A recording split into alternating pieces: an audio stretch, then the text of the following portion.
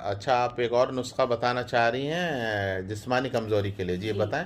जी, ये साबूदाना जो कि सब जानते हैं, कुछ लोग साबूदाना बोलते हैं, कुछ लोग साबूदाना है, असल लफ्ज साबूदाना है। साबूदाना ही होता है वो असल। नहीं, असल लफ्ज जो है ना, इंडिया से आया है ये लफ्ज अच्छा साबूदाना। अच्छा अच्छा। तो ये साबूदाना है। साबूदाना को आप छोटेपन से अगर बच्चों को इसकी आदत डालेंगे तो बच्चे, एक तो स्किन बहुत अच्छा करता है ये, और स्किन को, और ये ताकतवर होते हैं। आसाबी अंदरूनी कमजोरी जो बच्चों को, बड़ों को होती है, वो मजबूत करता है, हड्डियों को बहुत मजबूत करता है, थकावट दूर करता है।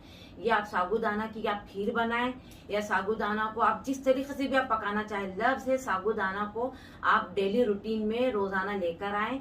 और ये बच्चियां जो मतलब कमजोर होती हैं, वो बहुत ताकत देता है। बड़े भी खाएं, छोटे भी खाएं, ये डेली रूटीन में लेकर आए, आपको कोई सी भी प्रॉब्लम नहीं होगी कमजोरी की। अच्छा, साबूदाना का इस्तेमाल